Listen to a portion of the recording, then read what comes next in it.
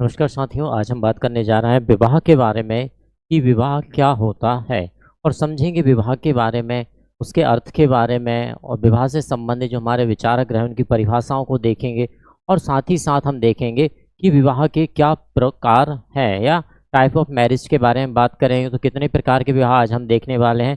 सपिंड विवाह की बात करेंगे, एक विवाह, बहु विवाह की बात करेंगे, अंतर विवाह के बारे में देखेंगे, बहिर्विवाह, अनुलोम विवाह, प्रतिलोम विवाह, गोत्र बहिर्विवाह और सपिंड बहिर्विवाह के बारे में आज हम बात करने जा रहे हैं। तो फ्रेंड बने रहिए हमारे साथ सृजन अकेडमी परिवार के साथ और चलिए समझते हैं कि विवाह क्या है। चलिए फ्रेंड, बात करते हैं विवाह को। यदि हम साधारण रूप से समझते हैं, देखिए जो हम देख पा रहे होते हैं कि वास्तव में एक स्त्री और एक पुरुष के मध्य, एक स्त्री और पुरुष के मध्य जीवन यापन करने के लिए या जीवन जीने के लिए किया गया एक संबंध या एक, हम हिंदू धर्म के अनुसार यदि बात करें तो विवाह को एक संस्कार के रूप में लिया जाता है। जैसे कि आपने देखा होगा कि ब्रह्मचर्य आश्रम के उपरांत जिस संस्कार को हम करके गृहस्थ आश्रम में प्रवेश करते हैं, या ये कहें कि गृहस्थ आश्रम में प्रवेश करने के संस्कार को क्या कहा जाता है, विवाह संस्कार या पाणी ग्रहण संस्कार के रूप में जिसे जाना जाता है। तो विवाह क्या है? गृहस्थ आश्रम में प्रवेश की कुंजी। हम यह कह सकते हैं कि वास्तव में विवाह क्या है? गृहस्थ आश्रम में प्रवेश की कुंजी। गृहस्थ आश्रम में, गृहस्थ आश्रम में प्रवेश की कुंजी। भाई इसी के उपरांत ही हम गृहस्थ में प्रवेश होते हैं ना, प्रवेश की, राइट। अब यदि और हम इसे समझें तो विवाह को एक संस्कार के रूप में देखा जाता है। कैसे देखा जाता है विवाह वास्तव में? कि विवाह क्या है? एक संस्कार है। हिंदू रीति रिवाजों के अनुसार या हिंदू प्रथा के अनुसार विवाह को क्या माना गया है? हिंदू प्रथा या परंपरा के अनुसार, हिंदू प्रथा के अनुसार, के अनुसार विवाह क्या माना गया है? एक संस्कार अनुसार क्या है? एक संस्कार माना गया है। प्राचीन काल से भी हम देखते आ रहे हैं कि हमारे जो 16 संस्कार हैं, उन संस्कारों में विवाह को एक संस्कार के रूप में शामिल किया गया है। वैध संतान उत्पन्न करने की एक प्रक्रिया, ये भी हम कह सकते हैं। क्या कह सकते हैं? कि भाई वैध संतान उत्पन्न करने का, वैध संतान उत्पन्न करने का, उत्पन्न करने का तरीका, उत्पन्न करने का तरीका, ठीक है ना। स्त्री पुरुष में यौन संबंधों की संतुष्टि के लिए किया गया प्रावधान। देखिए ये सब कहीं ना कहीं क्या है, हमारे लिए विवाह के रूप में जाने जाते हैं। यदि हम यहाँ पे बात करें विभिन्न विचारकों के दी गई परिभाषाओं के बारे में, तो हम और अच्छे से समझ सकते हैं कि वास्तव में विवाह किस प्रकार से परिभाषित किया जा सकता है। विवाह को क्या माना गया? एक संस्था भी माना गया। ध्यान, एक संस्था का रूप, संस्था का रूप। क्यों माना गया भाई संस्था का रूप? क्योंकि हम देखते हैं कि विवाह को कुछ नियमों के आधार पर ही किया जाता है और वह नियम जो कि लिखित पाए जाते हैं, तो लिखित नियमों के आधार पर किया गया विवाह क्या कहलाता है? संस्था कहलाता है। क्योंकि जब हम संस्था की बात कर रहे होते हैं तो हमें यह पता है कि संस्था वास्तव में क्या है?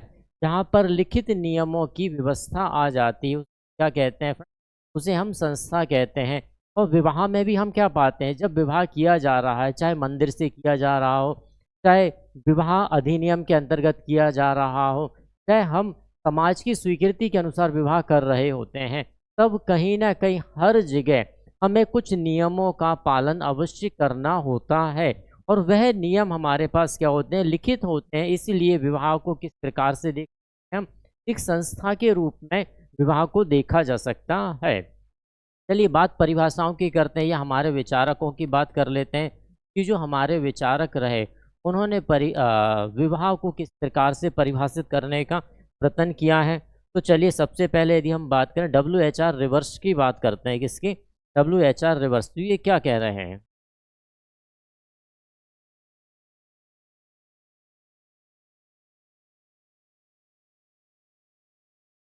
का विवाह के परिप्रेक्ष्य में क्या योगदान रहा है, या किस प्रकार से इन्होंने कहा है। तो इनका कहना है यौन संबंधों का नियमन ही, इसका यौन संबंधों का नियमन ही विवाह है। यौन संबंधों का नियमन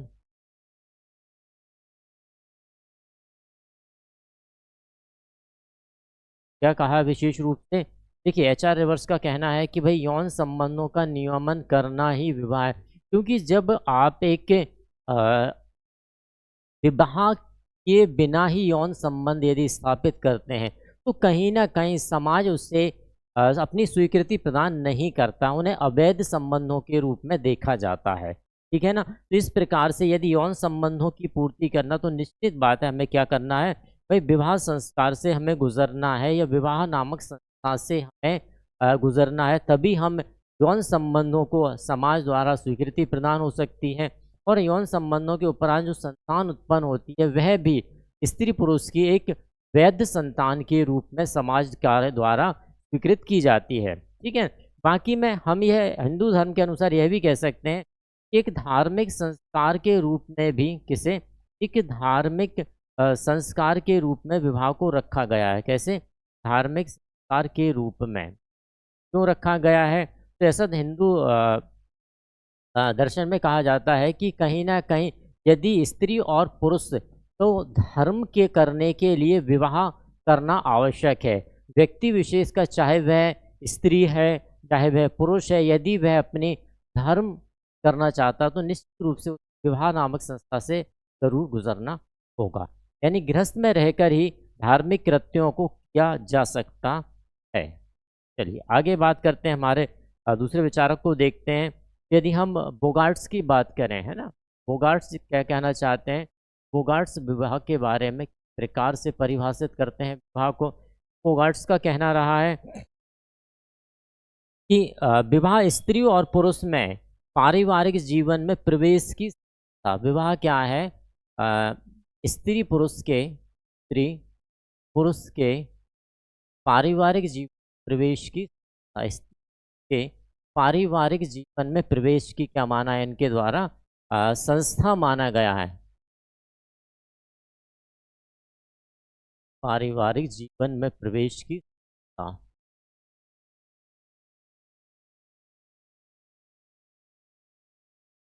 देखिए यहाँ भी इसे क्या कहा गया है, बोगार्ट्स के अनुसार भी इसे संस्था के रूप में देखा गया है। इनके द्वारा क्या कहा गया है कि भाई यदि हमें पारिवारिक जीवन में प्रवेश करना है, या ये कहें कि भाई गृहस्थ आश्रम में प्रवेश करना है, तो निश्चित बात से हमें कहाँ जाना पड़ेगा, विवाह नामक संस्था से हमें गुजरना रहेगा।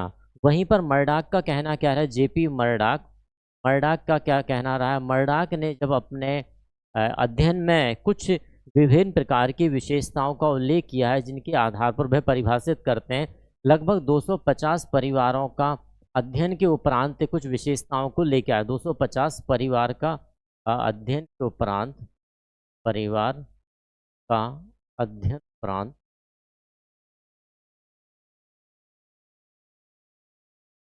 क्या कहते हैं जेपी मर्डाक। तो जेपी मर्डाक का कहना है, सबसे पहली बात कही इनके द्वारा यौन संबंधों की संतुष्टि।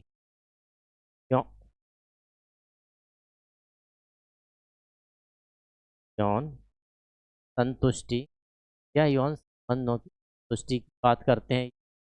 यौन संतुष्टि के लिए क्या है भाई, विवाह करना है।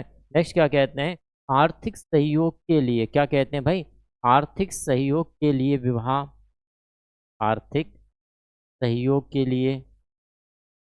और तीसरी प्रमुख विशेषता के बारे में इन्होंने कहा था, संतानों का सामाजिकरण। किसका? संतानों का सामाजिकरण।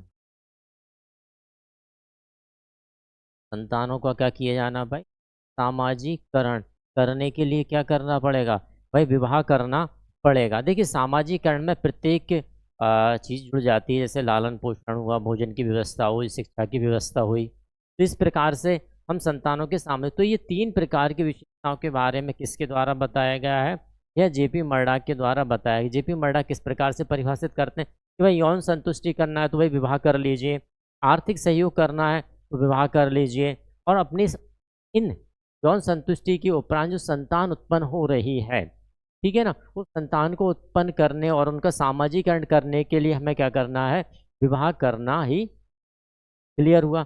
चलिए आगे बात करते हैं।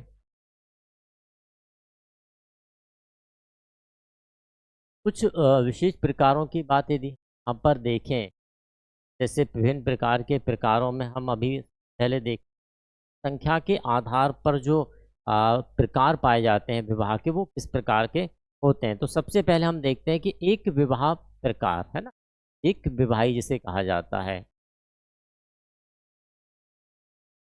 एक विवाही में क्या रहता है कि भाई एक स्त्री और एक पुरुष का विवाह, किसका यहाँ पर विवाह की बात की गई है, भाई एक स्त्री और एक ही पुरुष है ना। एक विवाह में क्या होगा, एक स्त्री और एक, जब एक स्त्री का एक पुरुष से विवाह होता है तो उसे क्या कहा जाता है, एक विवाही कहा जाता है। नेक्स्ट की बात करते हैं, बहु विवाह की बात आती है। बहु विवाह, बहु विवाह, भाई बहु विवाह क्या होगा, तो बहु विवाह को पुनः आगे बांट दिया गया है। किस प्रकार से बांटा गया है कि भाई बहुपत्नी विवाह और बहुपति विवाह, किस प्रकार से बांट दिया गया है, बहुपत्नी विवाह, बहुपत्नी विवाह, और दूसरा क्या बांटा गया है, बहुपति विवाह। प्रकार से बहुपति विवाह रखा गया है। बहुपत्नी में भी जब हम देखते हैं तो यहाँ पर भाग्नि और अभाग्नि में बांटा गया है कि भाई देखिए, बहुपत्नी का आशय क्या है कि एक पुरुष के साथ एक से ज़्यादा पत्नियाँ, एक से ज़्यादा स्त्रियों का विवाह हो रहा है तो उसे हम क्या कहेंगे, बहुपत्नी विवाह करेंगे। इसी प्रकार जहाँ पर एक से ज़्यादा पुरुष हैं, स्त्री एक ही है लेकिन एक से ज़्यादा पुरुष है, तो उसे क्या कहा जाएगा, बहुपति विवाह कहा जाता है। बहुपत्नी में हम क्या देखते हैं, यहाँ पर दो विशेष पाए जाते हैं और यहाँ पर भी दो प्रकार से हमारे सामने देखने को मिल जाते हैं। यहाँ पर हम क्या देखेंगे, भाग्नि, यानी कि जो स्त्रियों का विवाह हो रहा वह आपस में यदि बहनें हैं तो उसे क्या कहा जाएगा, भाग्नि बहुपत्नी बहुविवाह कहा जाएगा। और यदि वह स्त्रियां आपस में क्या है, बहनें नहीं हैं, क्या कहा जाएगा, अभागिनी बहुपत्नी विवाह कहा जाता है। इसी प्रकार जब हम बहुपति की बात करते हैं तो बहुपति में हम क्या देखते हैं, जिन भ्रातृक होंगे, भ्रातृक बहुपति विवाह, या जिसे में आपस में भाई नहीं हैं तो वह कहलाएंगे अभ्रातृक बहुपति विवाह कहलाते हैं। क्लियर हुआ यहाँ तक। एक विवाह, बहुविवाह, बहुविवाह में हम क्या देखते हैं कि ऐसा विवाह जिसमें पति और पत्नियों की संख्या, या हम ये कहें कि भाई स्त्री और पुरुष की संख्या ज़्यादा हो सकती है। किस प्रकार से ज़्यादा होगी, यदि आपस में सभी लड़कियां क्या हैं, बहुपत्नी में बहनें हैं तो उसे भागनी बहुपत्नी विवाह कहा जाएगा, और आपस में यदि बहनें नहीं हैं तो अभागनी बहुपत्नी कहा जाएगा। इसी प्रकार जब सभी पुरुष आपस में भाई हैं तो बहुपति भ्रातृक बहुपति विवाह कहा जाएगा, और आपस में भाई नहीं है क्या कहा जाएगा, अब भ्रातृक बहुपति विवाह कहा जाता है। चलिए आगे बात कर लेते हैं।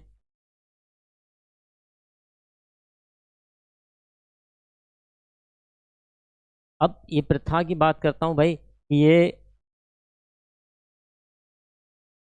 मर्डाक का एक, मर्डाक नहीं, यहाँ पर बेस्टर मार्क है, आ गया वेस्टर मार्क। विवाह के बारे में क्या कहते हैं कि जो विवाह है वह क्या है, आदि स्वरूप माना है इनके द्वारा। वेस्टर मार्क के द्वारा विवाह को क्या माना गया है, आदि स्वरूप माना गया है, आदि स्वरूप माना गया। इसी प्रकार मेनलोवस्की, मेलिनोवस्की क्या कहते हैं विवाह को, मेलिनोवस्की,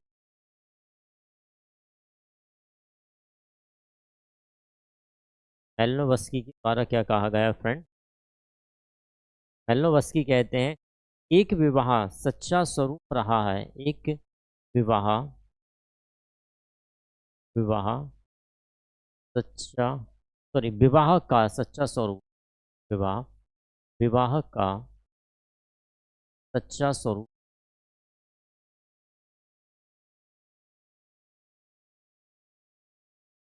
स्वरूप। क्लियर हुआ।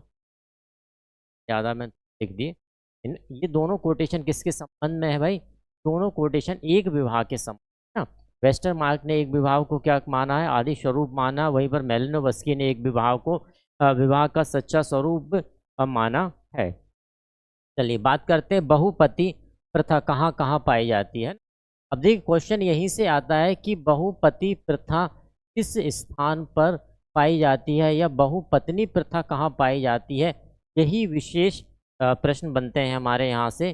कहाँ पाई जाती है ये? तो चलिए हम बात कर लेते हैं भाई, बहुपति जो प्रथा है वह कहाँ कहाँ पाई जाती है। तो सबसे पहले हम देखेंगे देहरादून में पाई जाती है। कहाँ पाई जाती है? देहरादून। अब देहरादून में भी किसमें पाई जाती है? तो देहरादून के जौनसर, इसमें जौनसर बावर परगना, देहरादून के।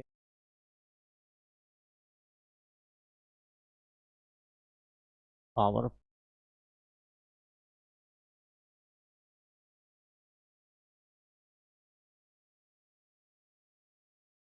और कहाँ पाई जाती है भाई? देहरादून की जौनसर बावर। शिमला के पहाड़ी एरिया में, शिमला के पहाड़ी एरिया के पहाड़ी एरिया में, पहाड़ी क्षेत्र है ना। ये किसकी बहुपति प्रथा की बात की जा रही है। और कहाँ पाई जाए? तो भाई नीलगिरी के वो है आपके, नीलगिरी में रहने वाले कौन है? टोडा एवं कोटा। नीलगिरी के क्या है?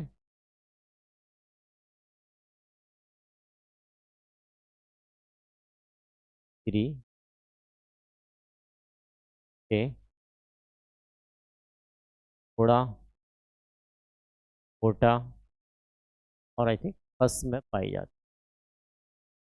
और कहाँ पाई जाती बहुपति प्रथा? हाँ, तो चेन्नई के त्यान एवं इरावा में। चेन्नई के तिरान एवं इरावा, सही के तिरान इरावा, इरावा में पाई जाती है। और कहाँ पाई जाती है? चित्रान एवं ईराना हो गए। और मैं बात करूँ तो मध्य भारत की जो उराव जनजाति है, कौन सी? मध्य भारत की उराव जनजाति, मध्य भारत की उराव जनजाति में, उराव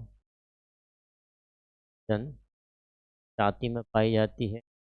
और शायद ये पाई जाती है आपके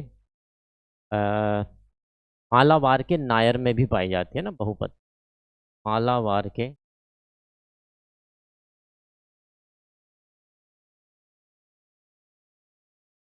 नायर में पाई जाती है। मालाबार के नायर हो गए। और आपके, और आई थिंक छोटा नागपुर, छोटा नागपुर में भी नाग। तो हमें ध्यान रखना है कि भाई बहुपति प्रथा क्या है? क्या है? एक साथ एक से ज़्यादा पति हैं, बहुपति प्रथा कहलाई। कहाँ कहाँ है? देहरादून है, सिमला है, नीलगिरी है, चेन्नई है, मध्य भारत की उरांव है ना। और आपकी मालाबार की है। और यहीं पर एक चीज़ और बता दे रहा हूँ, बहुपति प्रथा भ्रातृक, यहाँ भ्रातृक में आपका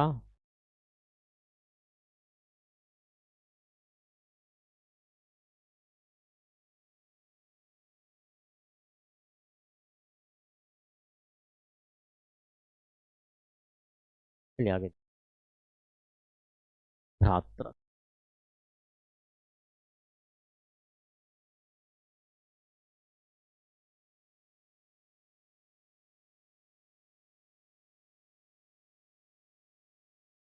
किस किस में पाई जाती है भ्रातृक? तो खस, टोडा, कोटा,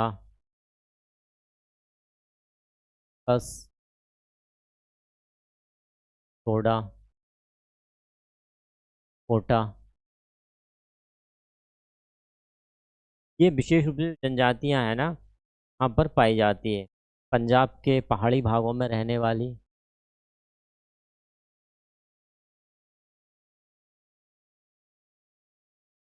पंजाब के पहाड़ी भागों में रहने वाले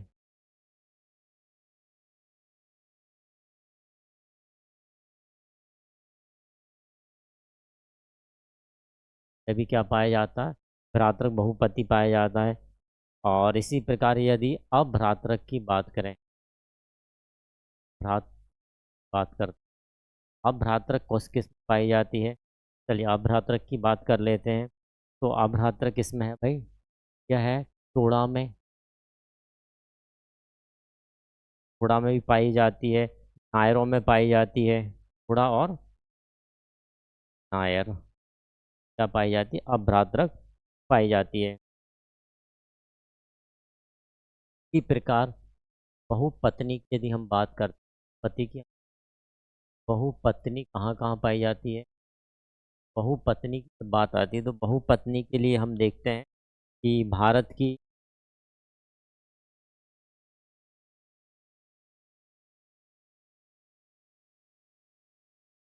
नागा, कौन सी जनजाति है भारत की? नागा है, गौड़ है, भील है, नागा।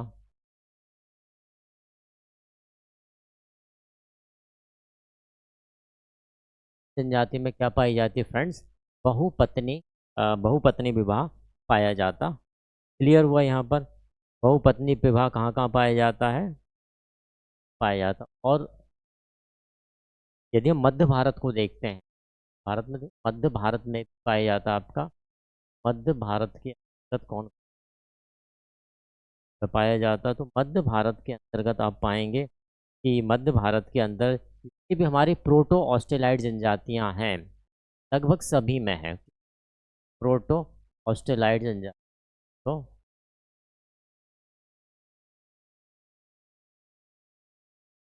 सभी में लगभग बहुपत्नी विवाह प्रचलन में पाया जाता है। क्लियर हुआ?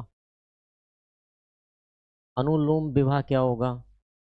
अनुलोम एक ऐसा विवाह है, क्या होने वाला है? अनुलोम यानी कि स्त्री कैसी है? स्त्री निम्न जाति की, स्त्री जाति,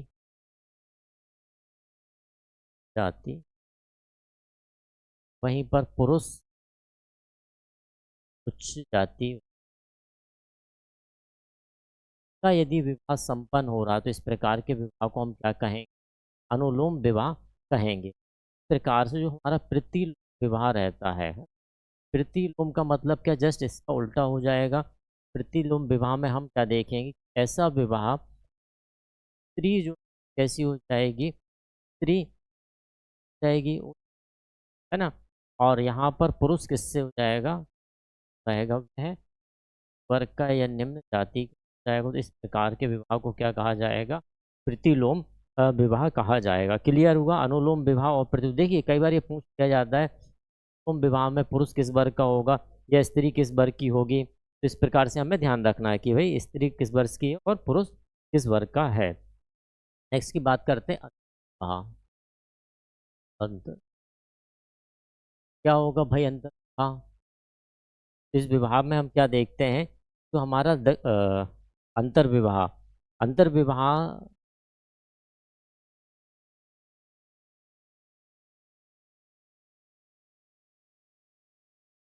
अंतर विवाह का आशय है कि व्यक्ति को अपने ही समूह में विवाह करने की जो प्रक्रिया है क्या है? अपने समूह में विवाह करने की प्रक्रिया, अपने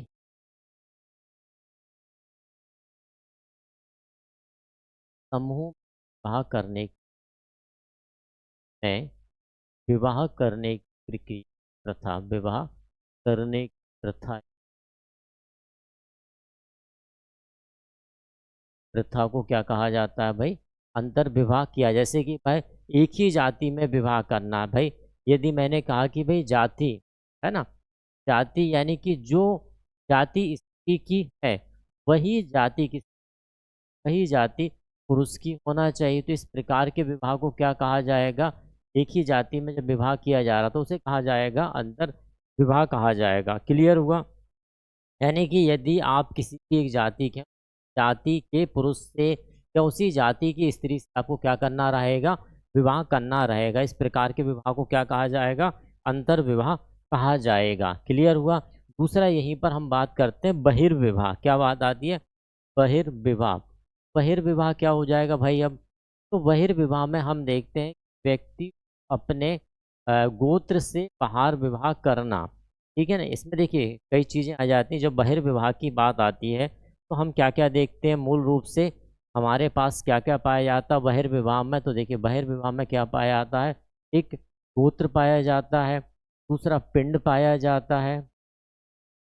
भाई एक ही व्यक्ति एक ही गोत्र की स्त्री या पुरुष से विवाह नहीं कर सकता है, क्योंकि एक गोत्र यदि वही गोत्र स्त्री का है और वही गोत्र यदि पुरुष का है तो यह माना जाता है कि वह आपस में क्या हो जाते हैं, भाई बहन हो जाते हैं। इसी प्रकार पिंड की बात आती है, तो यदि एक ही पिंड में विवाह किया जा रहा है तो क्या माना जाता है कि भाई विवाह है। और इसी प्रकार सप्रवर की बात भी आती है, एक और आती है जिसे हम कहते हैं सप्रवर। तो प्रवर यानी कि गुरु की बात आ जाती है कि यदि एक ही गुरु से स्त्री ने शिक्षा ली है और उसी गुरु से पुरुष की शिक्षा ली गई है तो उन दोनों में विवाह क्या है, आपका निषेध कहलाता है। तो इस प्रकार से यहाँ पर 3 प्रकार से हम देखते हैं बहिर्विवाह को, ठीक है ना। हम क्या मान के चलते हैं यहाँ पर बहिर्विवाह में कि जब व्यक्ति को गोत्र पिंड या सप्रवर से या अपने समूह से बाहर के समूह में विवाह करना क्या हो जाएगा, अपने समूह से, अपने समूह से समूह बाहर विवाह करना, बाहर विवाह करना। क्लियर हुआ।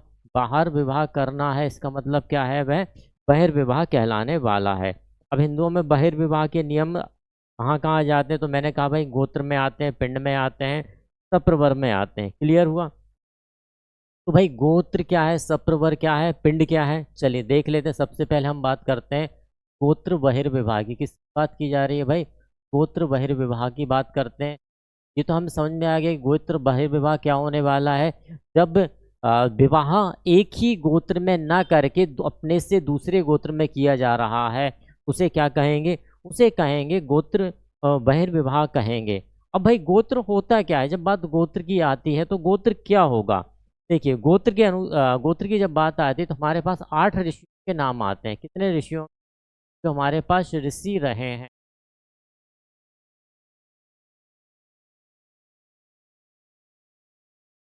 8 ऋषियों की यहाँ पर बात आती है। वो ऋषि कौन कौन से हैं, देखिए चलिए बात कर लेते हैं हमारे 8 ऋषियों के बारे में। विश्वामित्र,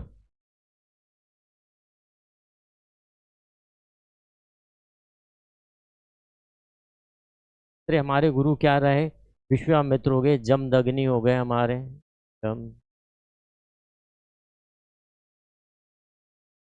हमारे अगस्त ऋषि हो गए, अगस्त ऋषि। ऋषि भरद्वाज हो गए हमारे।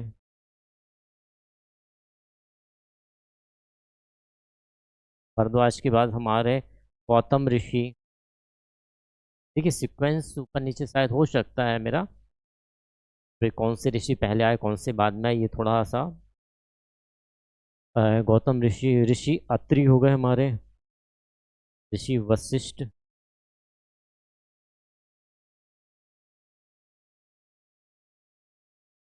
एक ऋषि कश्यप। हाँ हमारे क्या रहे,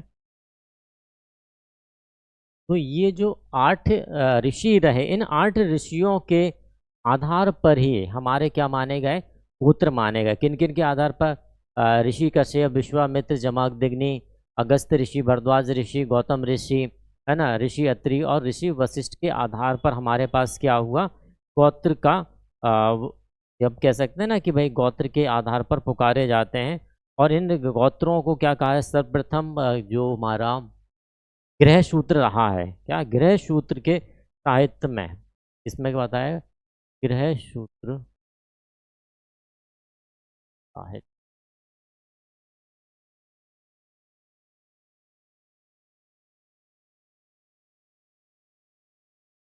गृह सूत्र साहित्य में सर्वप्रथम संगोत्र विवाह को सर्वप्रथम संगोत्र विवाह को, है ना, गोत्र विवाह को क्या किया गया था, निषेध या वर्जित किया गया था, निषेध किया गया था, मनाही की गई थी। क्यों कहा गया था भाई, देखिए जब आप एक ही गोत्र में विवाह करते हैं तो कहीं ना कहीं रक्त की शुद्धता आपकी क्या हो जाती है, व्यथित हो जाती है। क्लियर हुआ? तो हमारे गोत्र में तो विवाह के अनुसार गोत्र में विवाह नहीं किया जाता है। फिर दूसरे की बात करते हैं, दूसरी हम बात करते हैं सप्रवर बहिर्विवाह। कैसा? सप्रवर बहिर्विवाह।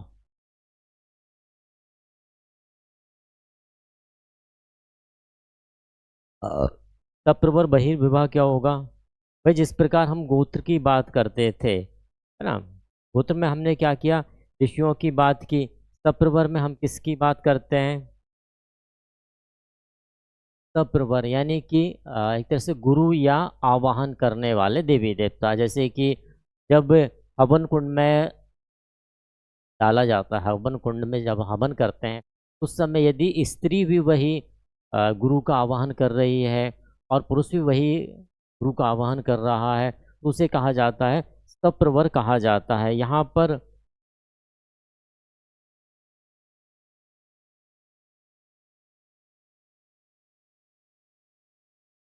हम लिख सकते हैं गुरु का आवाहन।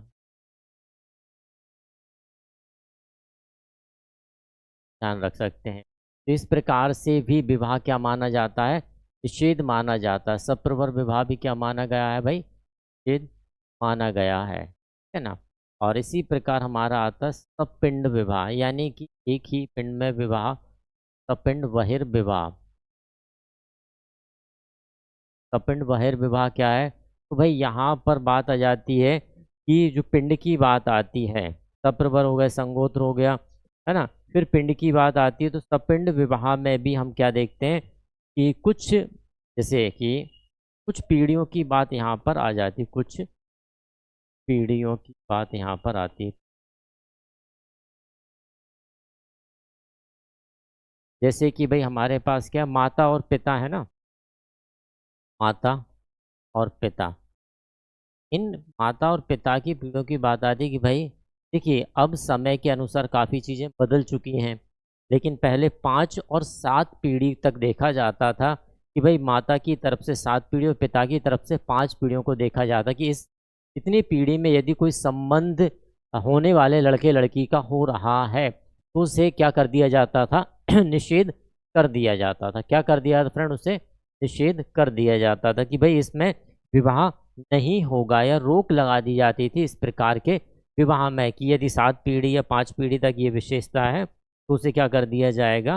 निषेध लगा दिया जाता है। क्लियर है? तो ये कुछ विवाह के प्रकार हमने आज देखे हैं, ठीक है ना।